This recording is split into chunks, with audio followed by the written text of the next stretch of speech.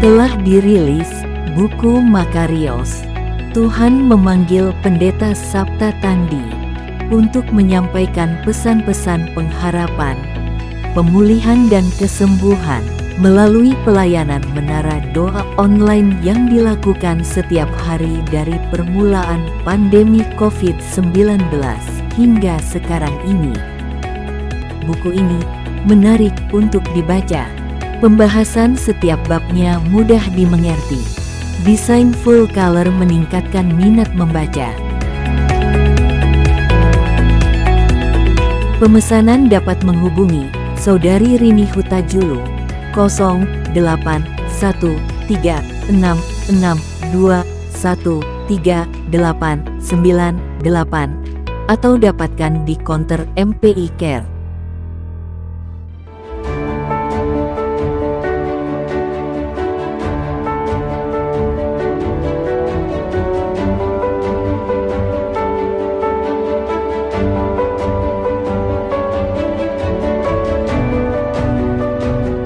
Persembahan dan perpuluhan dapat ditransfer melalui BCA 857 050 5000 atas nama GBI Musi Palam Indah atau scan barcode QR kode GBI Musi Palam Indah.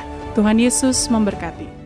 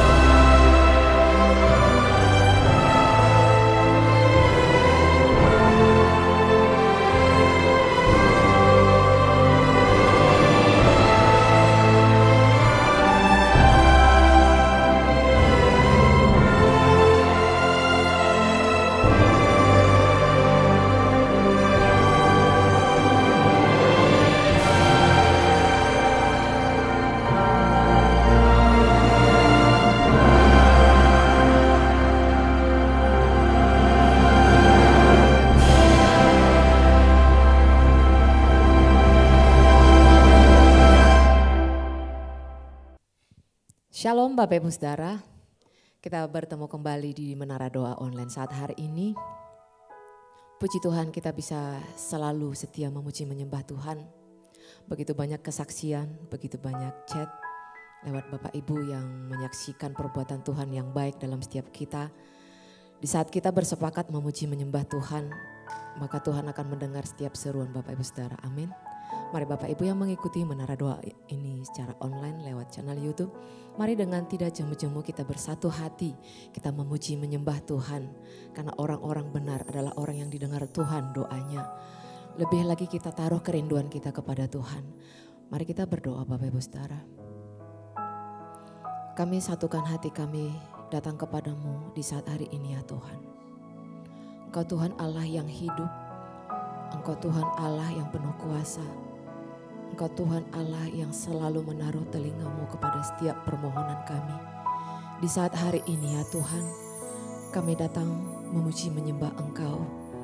Karena orang yang memuji menyembah Engkau, di saat kami berjalan semakin hari semakin kuat, hendak menghadap Allah di Sion.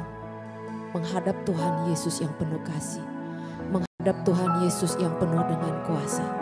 Di saat hari ini ya Tuhan, kerinduan kami semakin mendalam kepada Tuhan. Hati kami semakin lebih lagi hanya untuk Tuhan. Karena Tuhan semakin memperluas kasih-Mu kepada kami, sehingga kasih kami semakin besar kepada Engkau dan kepada sesama kami. Di saat hari ini layakan kami ya Tuhan, menaikkan doa, pujian, penyembahan kami kepadamu. Karena Tuhan bertahta di atas pujian penyembahan kami. Karena Tuhan menyendengkan telinga-Mu di atas segala permohonan doa kami.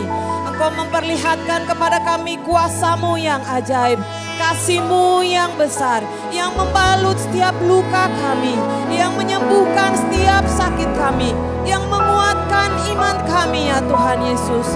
Iman kami teguh di dalam Engkau karena pujian penyembahan kami kepadamu. Hati kami semakin tertuju kepadamu, karena setiap kali kami datang kepada Tuhan berseru memanggil nama-Mu, di situ Engkau datang melawan setiap kami ya Tuhan. Tidak ada yang terlewatkan di dalam hadirat-Mu ya Bapa. Siapapun kami yang datang berdoa kepadamu, siapapun kami yang datang memuji menyembah-Mu, hidup kami diubahkan, hidup kami dipulihkan, hidup kami disembuhkan, hidup kami semakin berkenan kepadamu Tuhan. Mari Bapak Ibu kita sama-sama menyembah Tuhan, lebih lagi mendekati hadirat-Nya, lebih lagi menaruh hatimu kepada Tuhan. Oh haleluya, kuasa-Mu terlebih besar, anugerah-Mu terlebih besar, kasih-Mu terlebih besar bagi kami. Dan kami mau memuji Engkau, tak henti kami menyembah-Mu, membangun tahta terbesar bagi-Mu Yesus. Lebih lagi kami bermazmur memuliakan nama-Mu Tuhan. Terpuji Engkau Yesus. Saat ku berjalan, kasih-Mu menerangi langkahku.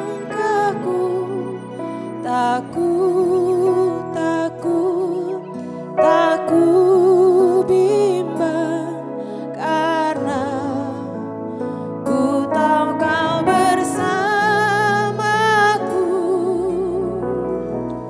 Kau lebih tahu yang terbaik bagiku. Kau lebih sanggup pulihkan hidupku.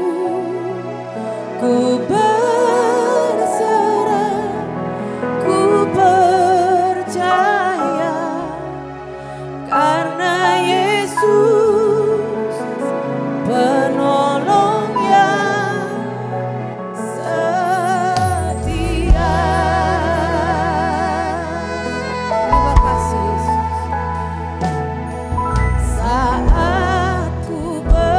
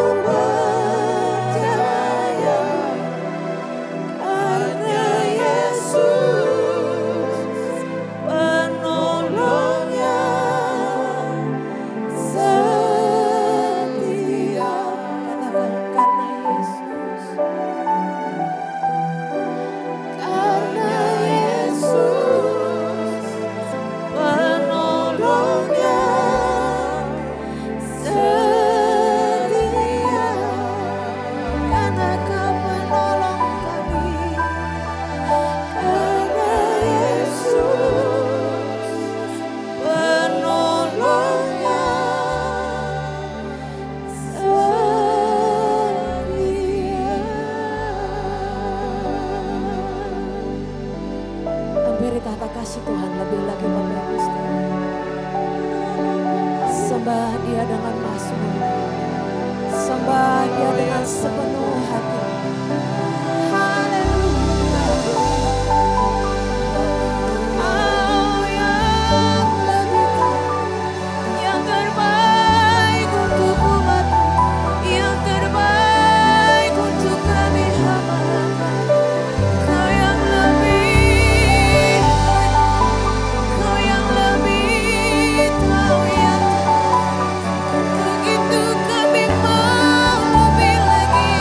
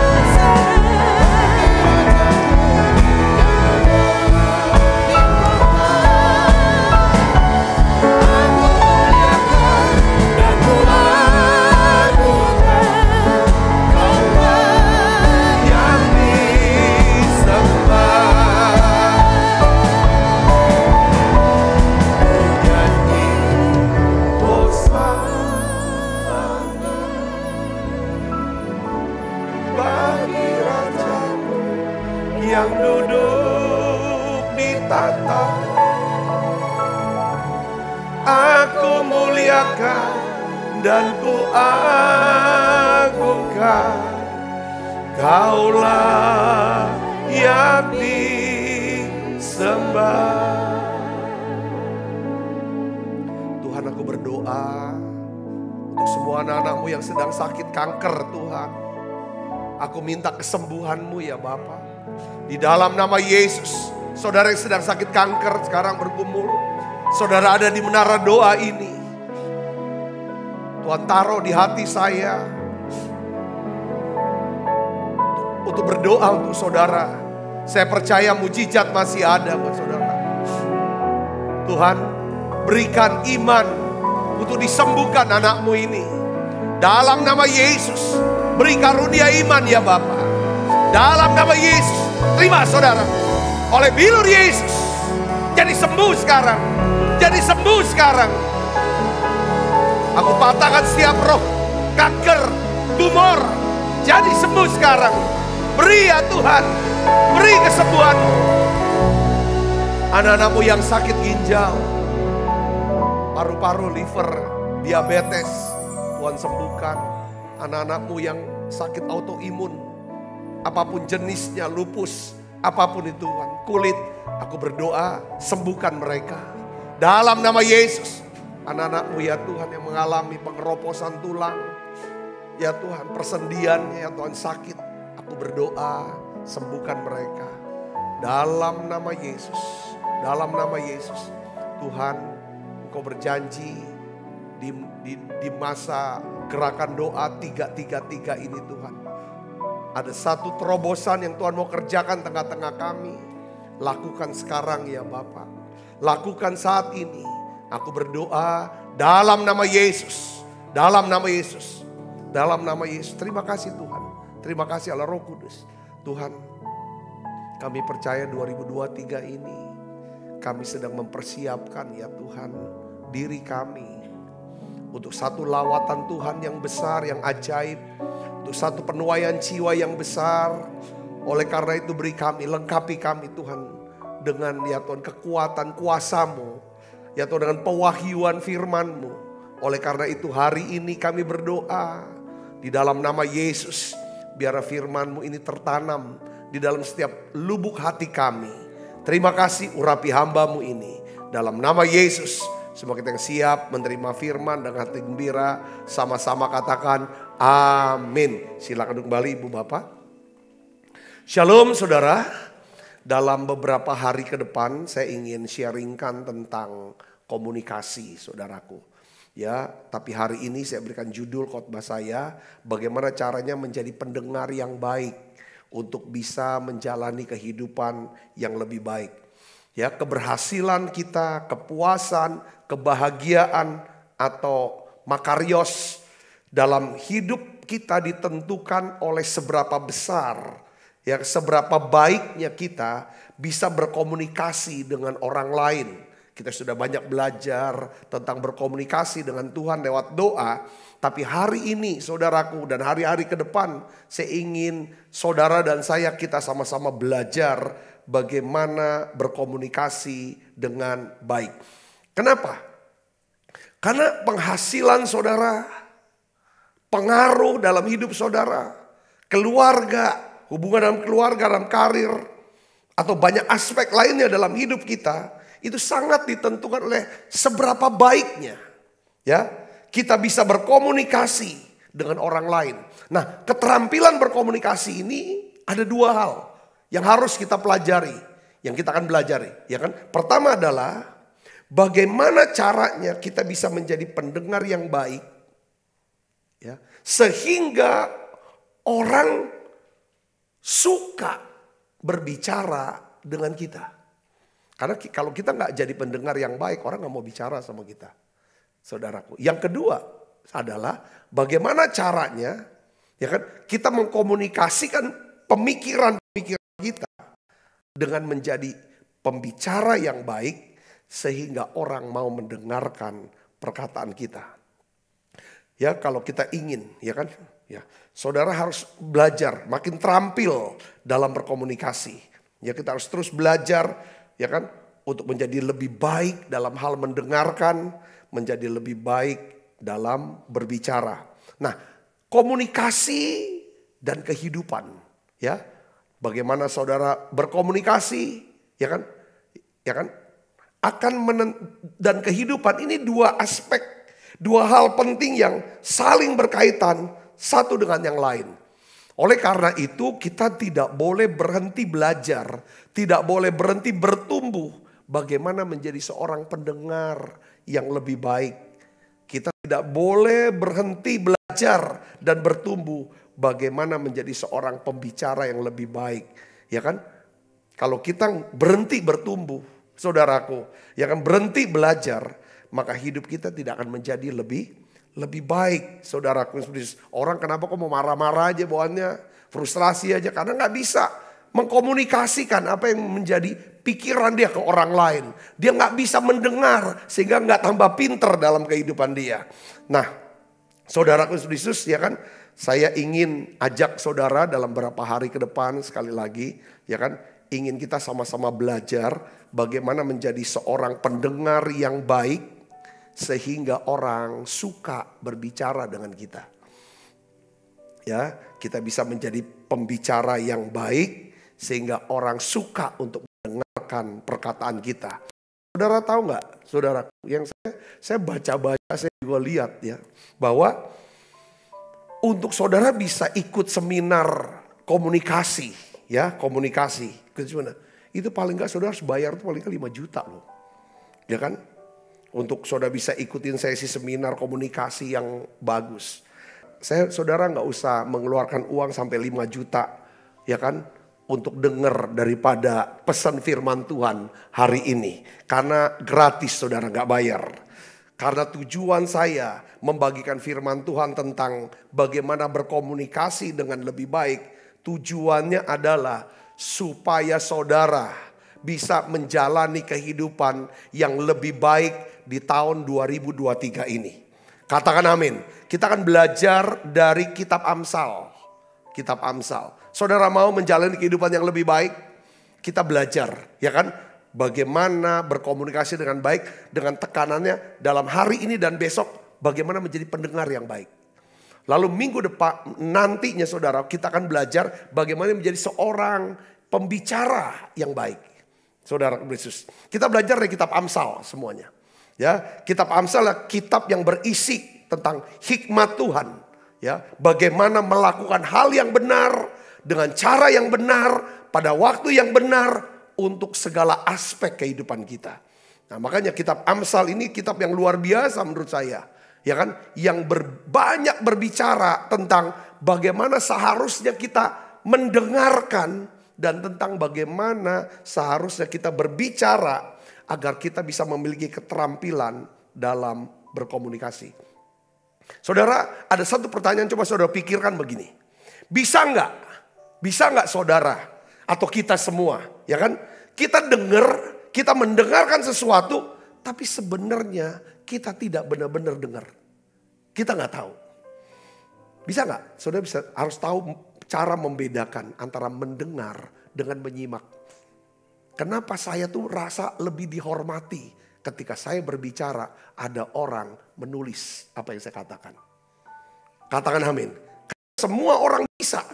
Semua orang, saudara, bisa mendengarkan semua hal. Tetapi tidak semua orang bisa menjadi penyimak atau pendengar yang baik. Kita bisa dengar semua orang ngomong. Tapi udah gitu kita nggak tahu apa yang dia ngomong. Karena kita nggak menyimak. Saudara Yesus. Nah, Alkitab beritahu kepada kita bagaimana menjadi pendengar yang baik. Ada sekitar 25 kali dalam kitab Amsal mengatakan bahwa Tuhan memerintahkan kita agar kita belajar, ya kan, bagaimana menjadi seorang pendengar yang baik. Saudara menjadi pendengar yang baik, wah ini syarat ada 6 keterampilan, ada 6 cara untuk bisa menjadi pendengar yang baik. Saya belajar saudaraku dari satu kata bahasa Inggrisnya namanya listen. Ya, LISTEN. Nah, hari ini kita bahas 3 LIS, besok kita bahas TEN. Saudara, apa maksudnya? Mulai dari L. Kalau bahasa Inggris bilang look at them with love. Ya, tataplah mata mereka. Kalau mau menjadi pendengar yang baik. Tatap mata. Kalau orang lagi ngomong, kita lihat matanya mereka. Ya kan? Tatap mata mereka dengan pandangan mata yang penuh kasih. Itu kalau menjadi pendengar yang baik. Saudara mau jadi pendengar yang baik. Ini salah satu cara bagaimana mengambil hati orang adalah dengar kalau dia lagi ngomong. Karena untuk bisa hidup diberkati, hidup lebih baik, ya kan caranya adalah apa? Bisa ambil hati orang lain. Dengan cara berlaku sopan, santun, menghargai, menghormati. Salah satu caranya adalah jadi pendengar yang baik. Untuk menjadi pendengar yang baik, mulai dari kata L. Look at them with love. Siapapun yang kita ajak bicara, entah itu pasangan kita, anak kita, sahabat, rekan kerja, rekan pelayanan, saudara, kita harus bisa mulai dengan menatap. Waktu orang lagi ngomong, mulailah. Kalau orang bicara sama kita, coba belajar lihat, tatap wajahnya dengan tatapan kasih. 1 Korintus 13 ayat 1 katakan, 1 Korintus 13 ayat 1 katakan apa? Sekalipun aku dapat berkata-kata dengan semua bahasa manusia dan bahasa malaikat, tetapi jika aku tidak mempunyai apa? Kasih, aku sama dengan gong yang berkumandang dan canang yang gemericing. Jadi Tuhan mengatakan kata-kata tanpa kasih sama dengan berisik aja. Sama juga dengan apa? Gong yang berkumandang dan canang yang gemerincing. Katakan amin. Apapun bentuk pembicaraan kita, ya kan? Dengan siapapun kita berbicara, ya kan? Saudara-saudara, apalagi, ya kan? Dia ingin mengungkapkan sesuatu kepada kita menjadi pendengar yang baik. Saudara harus melakukannya dengan penuh kasih, ya kan? Kita bisa saja menjadi seorang yang fasih, berbicara tentang apapun. Saudara bisa bicara tentang apapun, bahasa apapun, tema apapun. Saudaraku Yesus. Tetapi pertanyaannya adalah begini. Apakah kita mengasihi rekan bicara kita? Banyak orang pakai istilah lawan bicara. Tapi saya bilang rekan bicara kita. Kalau kita seorang pembicara, ya, pembicara di seminar apapun, atau saudara seorang pengkhotbah yang hebat, ya, pertanyaannya adalah apakah saudara mengasihi jemaat atau para pendengar saudara. Kalau saudara mengasihi mereka, ya kan, dan mereka tahu saudara mengasihi mereka, saya percaya semua kata-kata saudara itu akan didengarkan oleh mereka. Katakan amin. Kalau mereka tahu, kalau kita tidak mengasihi mereka, sebagus apapun khotbah kita, sebagus apapun tema pembicaraan kita, itu sama juga dengan gong yang berkumandang dan canang yang gemerincing. Katakan amin. Tuhan selalu ajar kita, ya kan saudara? Kita harus berbicara dengan bahasa kasih. Katakan amin. Makanya setiap kali saya mau khotbah, doa saya yang pertama adalah Tuhan, berikan saya hati, ya kan, untuk bisa mengasihi Tuhan. Dan apa yang saya ucapkan, saya yang ajarkan, saya khotbahkan ini, karena aku mengasihi mereka, jemaat yang mau mendengarkan saya. Makanya saya selalu katakan saya mengasihi saudara. Saya mengasihi saudara. Saya berdoa untuk saudara. Saya mengharapkan saudara bisa menjalani kehidupan yang lebih baik. Saya berusaha untuk baca, saya berusaha untuk mendengar. Saudara, apapun, saya mulai tulis, saya kerjakan yang terbaik, saudaraku. Bagaimana kita bisa mengkomunikasikan kasih itu dalam percakapan, itu akan sangat menentukan, saudaraku, daripada percakapan itu. Ya kan? Pertanyaannya, Pak, gimana caranya, Pak? Saya mengkomunikasikan kasih kita kepada seseorang. Saya yakin ini gak sulit kalau saudara pernah jatuh cinta.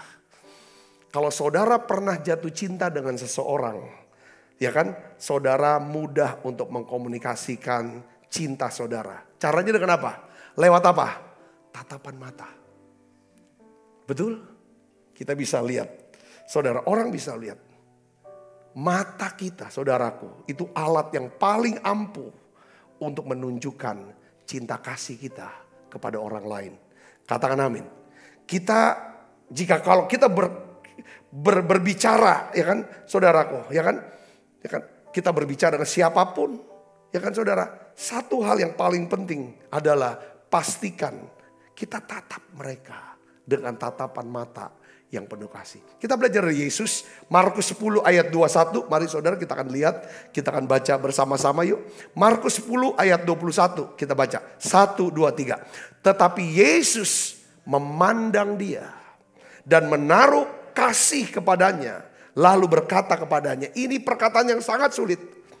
Tapi Yesus tuh saudaraku, ya kan, ingin meyakinkan bahwa Yesus mengasihi dia. Dia memandang, dia tatap orang itu, ya kan, dengan penuh kasih. Apa kata-kata Yesus? Hanya satu lagi kekuranganmu. Apa? Pergilah, jualah apa yang kau miliki. Berikanlah itu kepada orang-orang miskin. Maka engkau akan beroleh harta di surga. Kemudian datanglah kemari. Saya melihat bahwa Yesus, kan anak muda ini yang kaya raya saudaraku.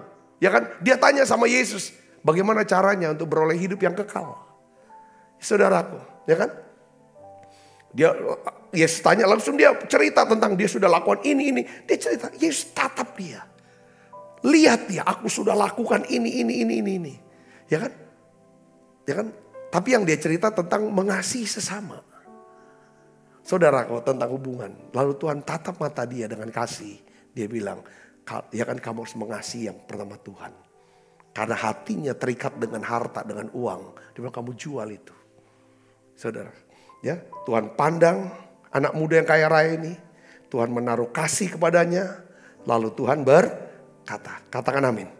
Ya, jadi komunikasi yang bagus saudaraku, ya kan, adalah saat rekan bicara kita atau, ya kan saudara, mereka bisa merasakan dan mengetahui bahwa saudara mengasihi dan peduli dengan mereka.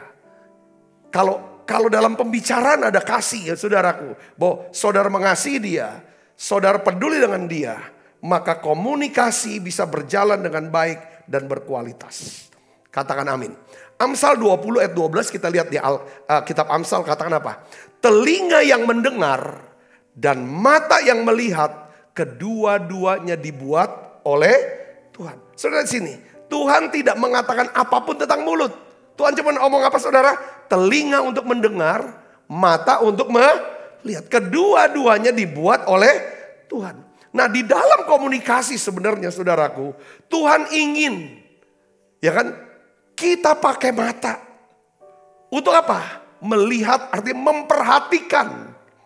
Itu komunikasi.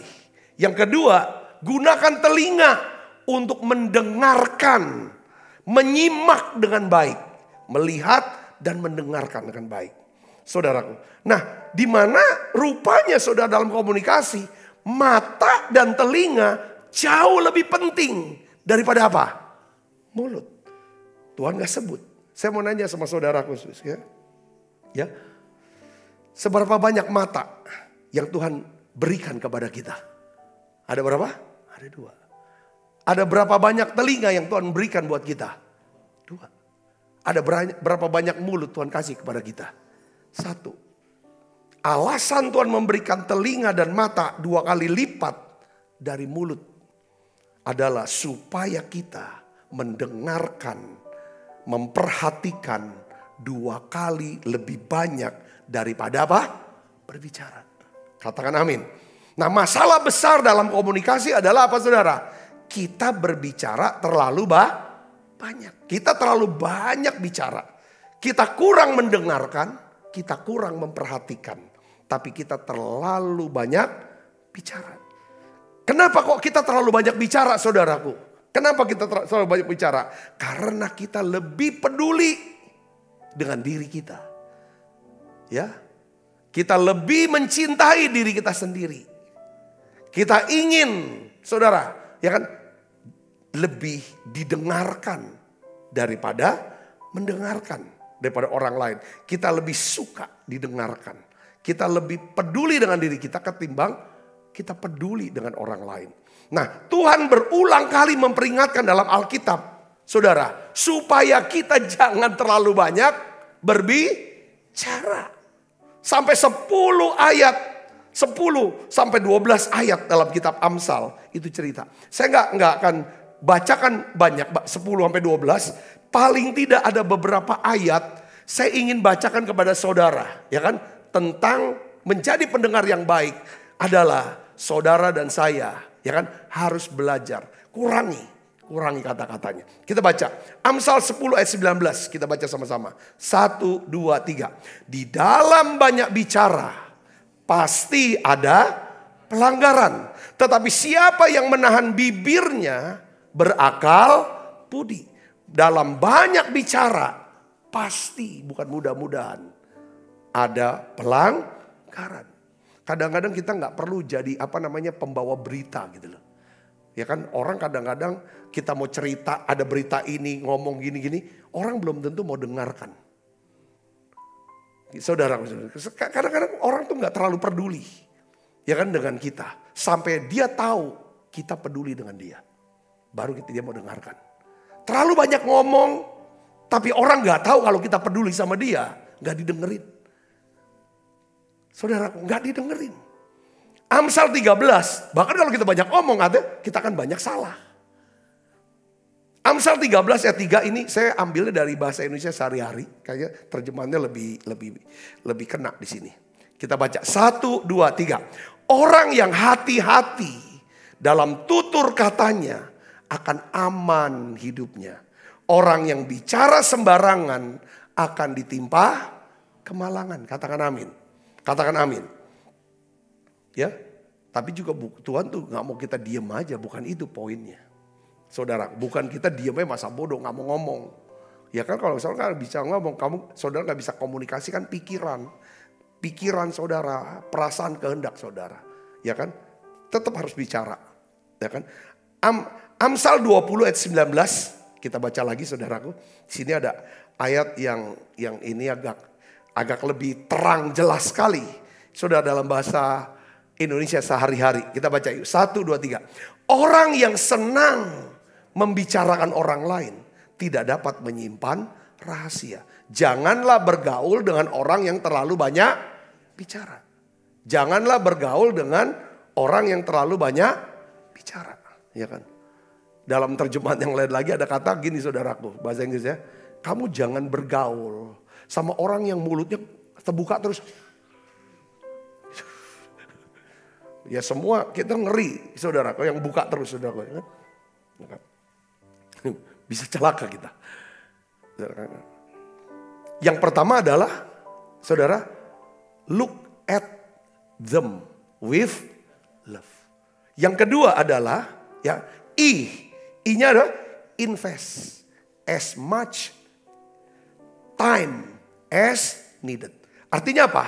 Investasikanlah waktu kita sebanyak yang dibutuhkan. Katakan amin. Untuk kita mau belajar menjadi seorang pendengar yang baik. Saudara, ya kan? Kita tidak hanya mulai dengan menatap mereka dengan tatapan mata yang penuh kasih. Tetapi juga kita harus menginvestasikan waktu kita sebanyak yang diperlukan. Kita gak akan pernah bisa menjadi pendengar yang baik. Kita gak bisa mendengarkan pembicaraannya dia dengan baik. Apabila kita ini buru-buru. Udah ngomong dah, singkatnya apalah, cepet dah. Gue gak ada waktu nih dengerin lu nih. Udah dah, selesai itu. Karena dialog itu, apalagi ini kata-kata penting saudara, yang penting. Itu benar-benar harus kita tunjukkan. Kita peduli, kita mengasihi, kita mau dengarkan dia. Katakan amin. Oleh karena itu saudaraku yang serius, kita ini perlu. Untuk apa saudaraku? Siapkan waktu. Siapkan waktu. Ya kan?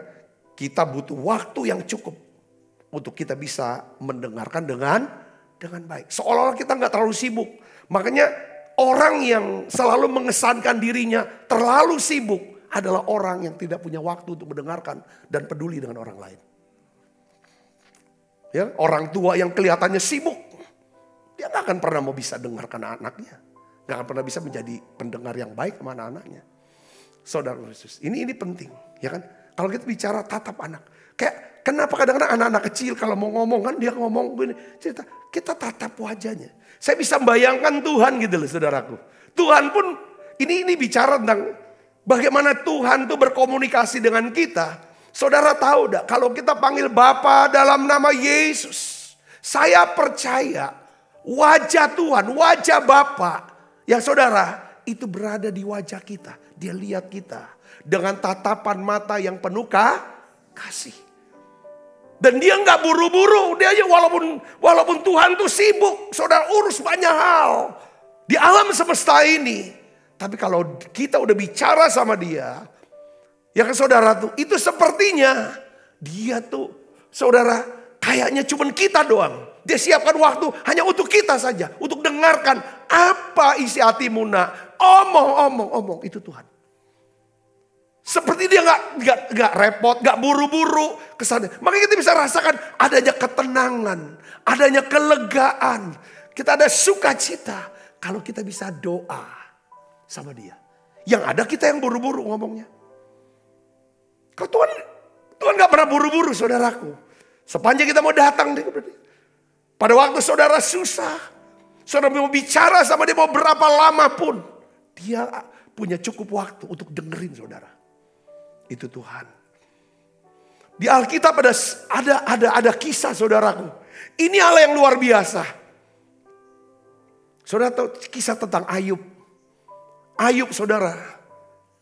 Ya kan dalam sekejap seluruh kekayaannya habis. Disertai dengan 10 anaknya mati. Lalu muncul penyakit dalam kulit buat diri dia. Dan lalu dia ditinggal sendiri. Istrinya pasti tinggalkan dia. Tapi saudara, dia punya 3 orang sahabat. Mendengar, Ayub 2 kita baca ayat 11 sampai 13 kita lihat. Ini hal yang luar biasa, saya melihatnya. Kita baca sama-sama, 1, 2, 3. Ketika ketiga sahabat Ayub mendengar kabar tentang segala malapetaka yang menimpa dia, maka datanglah mereka dari tempatnya masing-masing, yakni Elifas orang Teman, Bildad orang Sua, serta Zovar orang Naamah. Mereka bersepakat untuk mengucapkan apa? Bela sungkawa kepadanya dan menghibur dia. Coba lihat sini sudah. Ketika bacaan keras ayat 12, ketika mereka memandang dari jauh, mereka tidak mengenali Ayub lagi. Lalu apa saudara mereka? Mereka menangislah mereka dengan suara nyaring. Mereka koyakan jubahnya. Mereka menaburkan debu di kepala mereka terhadap langit. Lalu mereka duduk bersama-sama dia, bersama Ayub di tanah selama berapa hari saudara? 7 detik, 7 menit? Tidak. 7 hari, 7 malam. Seorang pun tidak mengucapkan sepatah kata kepada Ayub. Karena mereka melihat bahwa sangat berat penderitaannya. Saudara, apa yang dilakukan? Saya lihat gini, apa yang dilakukan oleh sahabat-sahabat Ayub, ini hal yang luar biasa sekali. Ini yang kita sebut sebagai ministry of presence. Pelayanan membesuk. Pelayanan membesuk. Gereja suka ada pelayanan pemerhati untuk besuk. Nah, salah satu pelajaran penting yang perlu kita ingat dan perhatikan di dalam pelayanan membesuk dari ayat ini kita belajar, yaitu apa? Saat kita besuk jemaat atau sahabat yang sedang dalam kesakitan, penderitaan, atau mungkin dia kehilangan orang yang dicintai, meninggal dunia dan lain sebagainya, atau dia mengalami kejatuhan ekonominya, hancur, saudaraku, sampai dia harus dari orang gak punya utang jadi punya utang. Saudara datang, besuk dia. Perhatikan saudaraku, ya. Semakin dalam kesedihan orang itu, semakin sulit, semakin besar penderitaannya. Seharusnya semakin sedikit kata-kata yang harus kita ucapkan untuk dia. Cukup datang, Cukup datangi, cukup hadir, pegang tangannya. Nangis bareng. Diam. Kadang-kadang juga kita gak perlu tanya. Kadang-kadang kalau misalnya kita rumah duka. Itu meninggalnya sakit apa sih? Udah kepo gitu. Itu serangan jantung. Ya habis makan rendang. Saya tuh udah nasehatin dia loh padahal. Ini orang udah nangis gerung-gerung semua segala macam. Langsung dia khotbahin semua. Kadang-kadang kita kan. Atau kita besuk temen yang lagi sedang sakit. Sakitnya stroke lagi kan. Gua kan udah kasih tahu sama lu. Makanya inilah hasilnya. Terlaluan bener. Ya kan nyumbang enggak, ngasih enggak, itu jangan. Saudara bisa mengerti bahasa saya di sini. Ini perlu waktu. 7 hari 7 malam. Cuman duduk gak ngomong apa-apa. Coba ikut nangis bareng. Nah itu komunikator yang baik. Kita kadang-kadang sebagai komunikator. Mau jadi komunikator yang bagus. Kita pikir kita harus banyak ngomong. Kita harus didengarkan. Kadang-kadang gak perlu. Cukup dengarkan. Saya sering saudaraku yang saya melihat ya.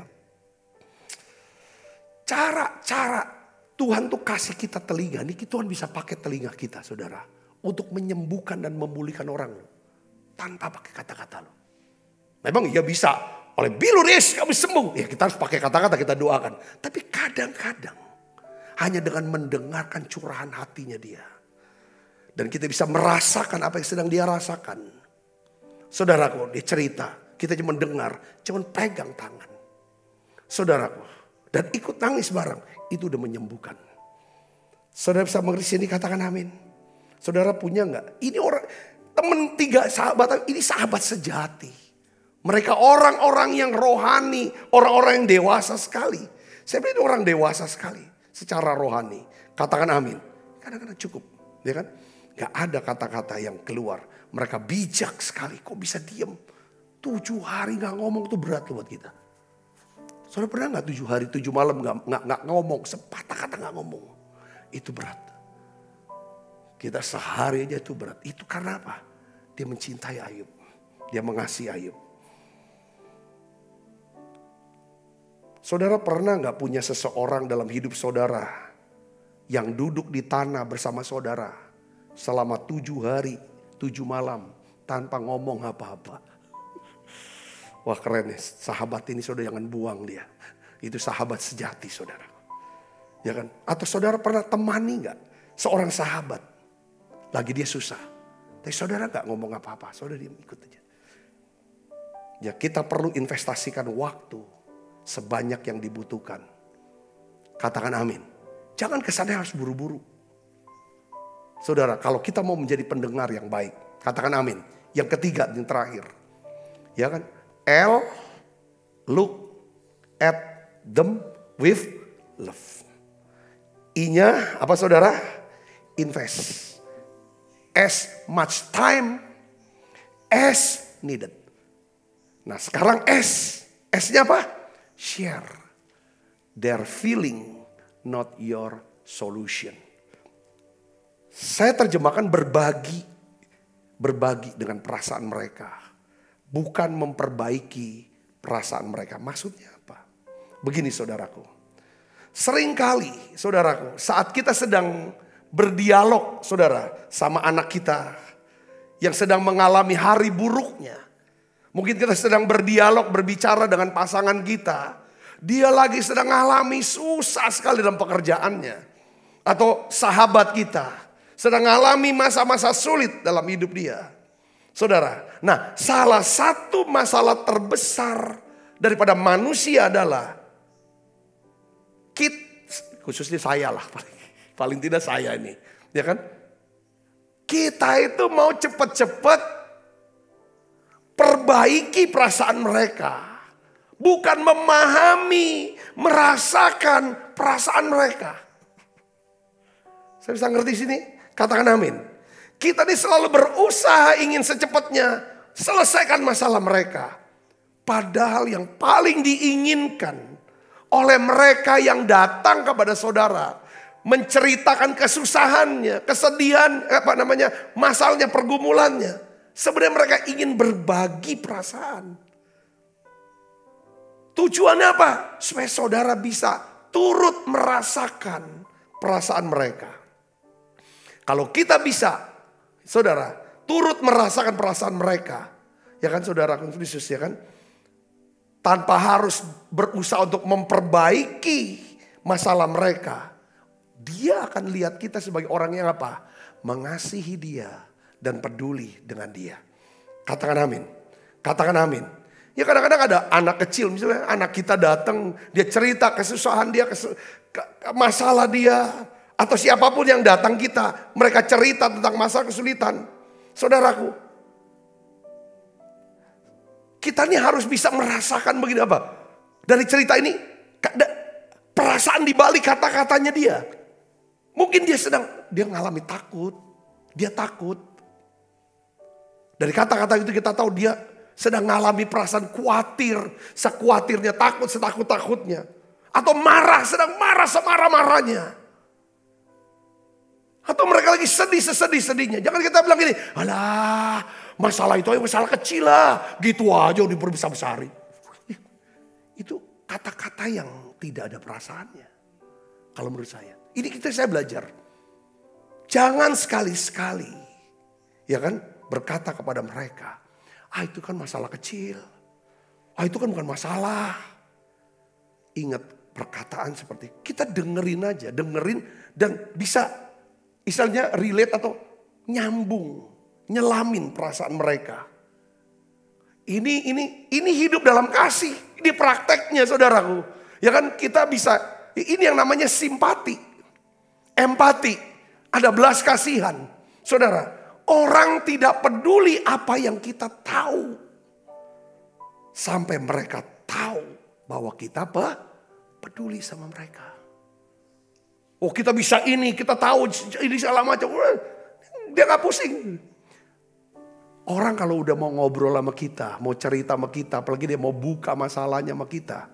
Satu yang dia inginkan, dia ingin saudara tahu. Mereka ingin merasa dicintai, dimengerti, diterima. Katakan amin. Katakan amin. Satu hari saya datang besuk langsung dia cerita. Terus gak berhenti isi hati dia. Ya saya dengerin. Terus saya tanya lagi. Terus dia ngomong, dia curahkan terus isi hati segala macam. Ya cukup lama, hampir sejam. Saya jarang besuk di rumah sakit itu sampai 1 jam. Dengerin, saya gak mau potong. Saya setelah dia berhenti. Ya kan tiba-tiba sementara ini hadirat Allah turun. Saya terus doa. Saya kita doa yuk. Tawarin doa. Tiba-tiba mengalami kelepasan dia. Mulai muntah. Kadang-kadang dia mau tahu bahwa kita tuh sama seperasaan dengan dia. Kadang-kadang ada orang yang ingin rasa seperti itu.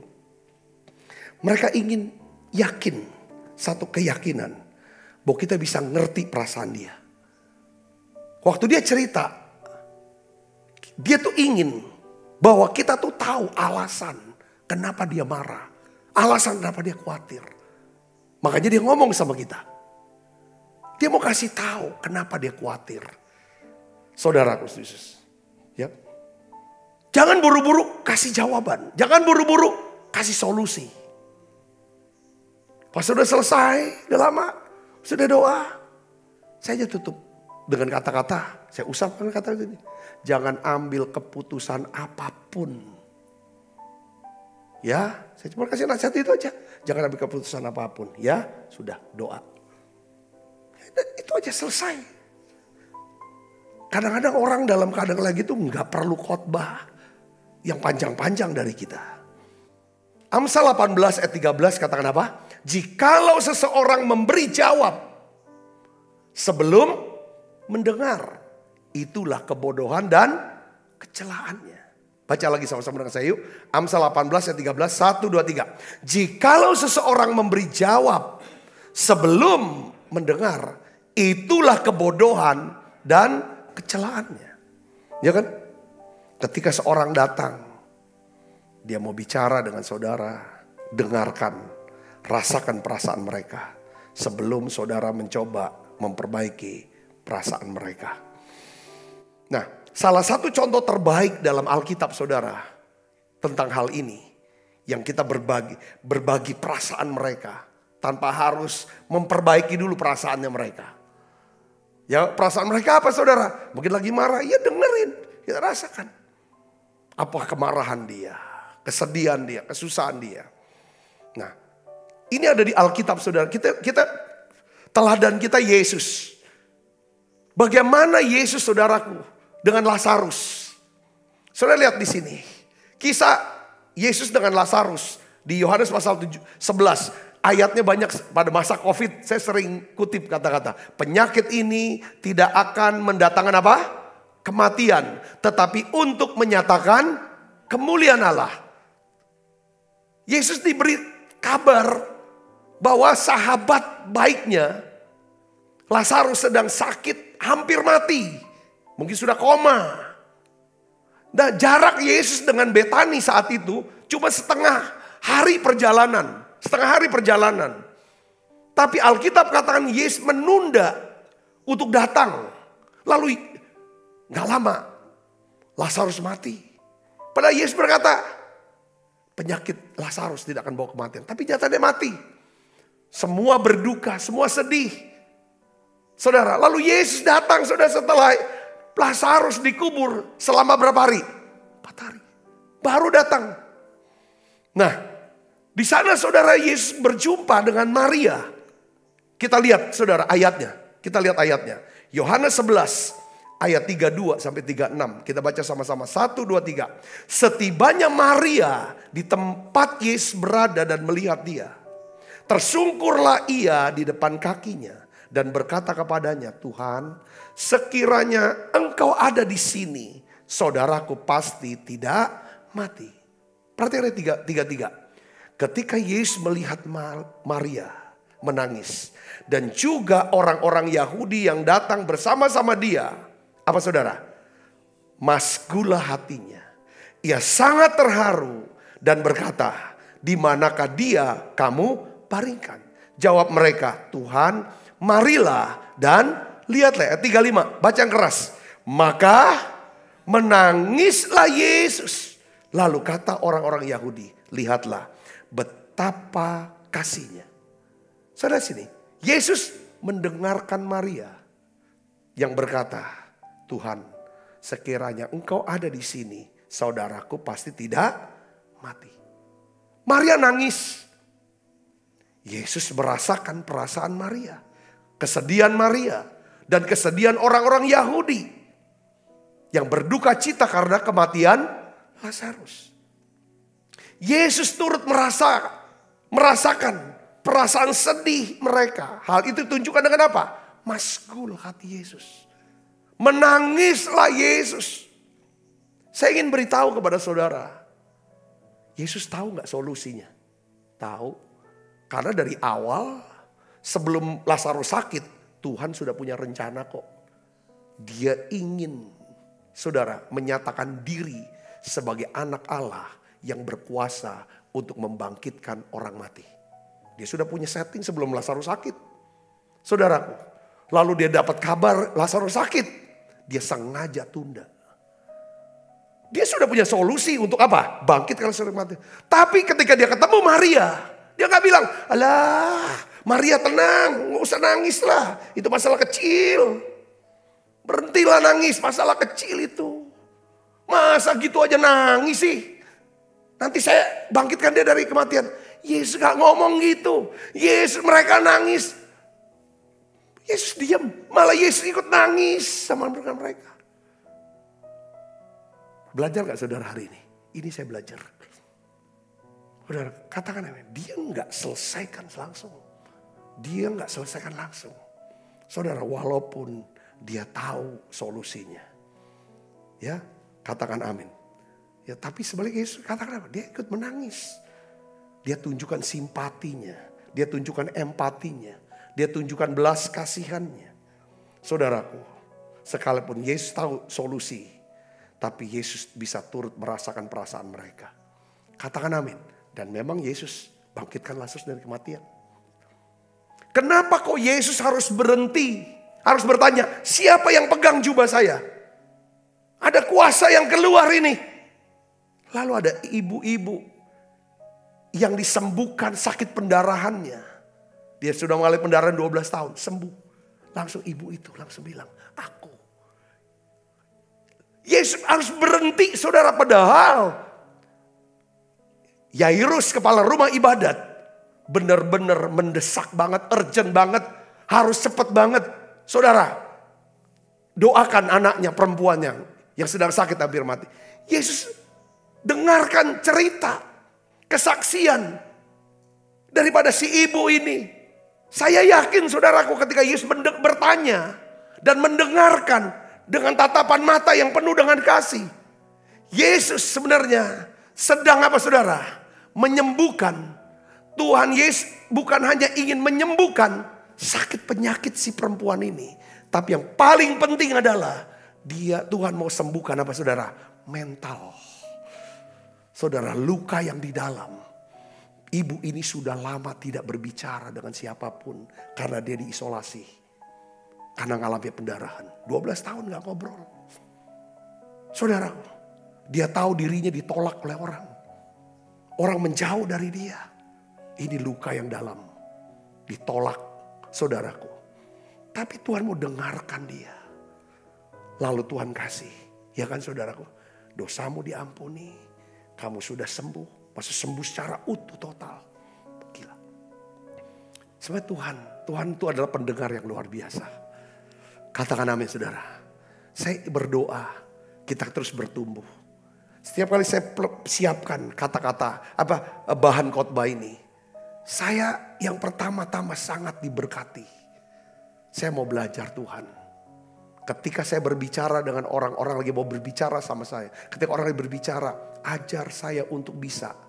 Ya kan? Merasakan apa yang mereka sedang rasakan. Ajar saya tuh bisa meyakinkan mereka bahwa saya mengasihi dan peduli dengan mereka. Hubungan kita dengan keluarga kan lebih baik, dengan sahabat lebih baik kalau saudara terapkan prinsip firman Tuhan, ya kan, dari kitab Amsal ini. Katakan amin. Tatap mata mereka dengan penuh kasih. Ya kan, saudaraku, ya kan? Saudara mulai jangan terburu-buru. Dengarkan mereka. Lalu rasakan apa yang sedang mereka rasakan. Di balik daripada kata-kata itu. Saya percaya banyak orang di sekitar saudara yang sedang membutuhkan pemulihan dan kesembuhan yang di dalam ini. Mentalitas ketika orang dari atas langsung jatuh gagal. Kadang-kadang dia gak mau ngomong sama siapa-siapa. Ketika dia bisa ngomong dengan saudara. Saudara orang pilihan Tuhan yang mau dipakai untuk sembuhkan dan pulihkan dia. Dan ubah hidup dia. Katakan amin. Katakan amin. Ya, berbahagia kalau orang mau bicara sama kita. Jadilah pendengar yang baik. Kalau saudara dan saya bisa jadi pendengar yang baik, maka saya percaya, ya saudara, kita akan bisa menjadi pembicara yang baik. Saya bisa kalau kita jadi pendengar yang baik, orang itu akan bicara terus. Bicara sampai akhirnya hal-hal yang rahasia dari hidup dia. Saudara, dipercayakan kepada kita. Ini hal yang luar biasa. Satu kehormatan yang luar biasa yang Tuhan berikan. Ketika orang tidak berani ngomong sama saudara. Ini yang harus bahaya buat kita. Orang tidak bisa mempercayakan hatinya, hidupnya, isi hatinya pada kita. Ini bahaya. Saya berdoa, saudaraku. Tuhan mau curahkan isi hatinya kepada saudara. Ya kan? Dengan cara kita belajar. Hidup dalam kasih, simpati, empati, compassion, belas kasihan. Tutup mata kita akan berdoa. Bapa, dalam nama Yesus, aku berdoa ya Tuhan bersama dengan umat-Mu. Beri kami Tuhan hati yang bisa mengasihi Tuhan dan mengasihi sesama kami. Dengan kami bisa ya Tuhan memandang mereka, memperhatikan mereka dengan tatapan mata yang penuh kasih. Berikan kami Tuhan untuk bisa, ya Tuhan, memberikan waktu kami, perhatian kami. Karena perhatian adalah kasih yang kami tunjukkan, ya Tuhan, yang kami praktekkan. Ajar kami bisa peka, belajar Tuhan peka dengan perasaan orang, menghargai perasaan orang, bisa merasakan apa yang dirasakan. Terima kasih. Kami punya imam besar. Imam besar yang bukanlah imam besar yang tidak dapat turut merasakan kelemahan-kelemahan kami. Engkau adalah Yesus, imam besar yang dapat turut merasakan kelemahan kami. Karena itu hari ini Tuhan, dengan penuh keberanian kami bisa menghampiri tata karunia-Mu. Kami mohon, tolong anak-anak-Mu ya Tuhan. Tolong hidup anak-anak-Mu. Tolong ya Tuhan, bangkitkan lagi rohani mereka. Bangkitkan kembali iman mereka ya Tuhan. Bangkitkan kembali kesehatan mereka. Bangkitkan kembali hubungan rumah tangga mereka.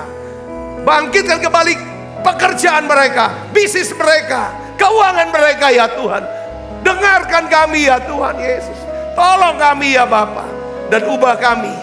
Biarlah lewat firman-Mu saat ini kami bisa menjadi pendengar yang baik. Karena dengan kami bisa menjadi pendengar yang baik, kami akan bisa menjalani kehidupan yang lebih baik, yang luar biasa. Berkat-Mu turun siap anak-anak-Mu. Terima kasih, bungkus mereka semua dengan kuasa darah-Mu. Malaikat Tuhan berpasukan mengelangkah hidup kami semua. Limpah rahmat rezeki Tuhan berikan. Kesehatan, kekuatan menjadi bagian hidup kami semuanya. Berkati tangan-tangan yang membawa persembahan buah sulung, persembahan perpuluhan, ucapan syukur. Tuhan berkati mereka berlipat kali ganda. Sebentar kami akan makan perjamuan kudus. Tuhan, biarlah Tuhan memberkati perjamuan ini. Dalam nama Yesus kami berdoa. Haleluya, amin. Kita makan perjamuan kudus, Ibu Bapak. Berikan ku tangan-Mu untuk melakukan tugas-Mu. Berikan ku hati-Mu melangkah dalam rencana.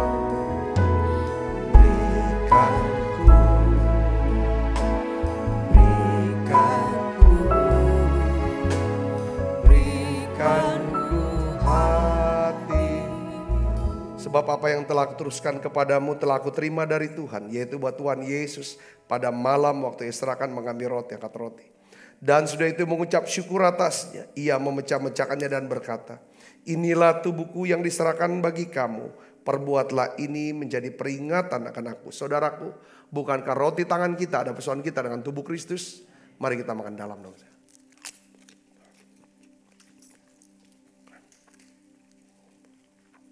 Angkat cawan. Demikian juga yang mengambil cawan sudah makan berkata, cawan ini perjanjian baru yang dimeteraikan darahku. Perbuatlah ini setiap kali kamu meminumnya menjadi peringatan akan aku. Saudaraku, bukankah cawan perjanjian ini yang atasnya kita ucapkan syukur ada persoalan kita dengan darah Kristus? Mari kita minum dalam nama Yesus.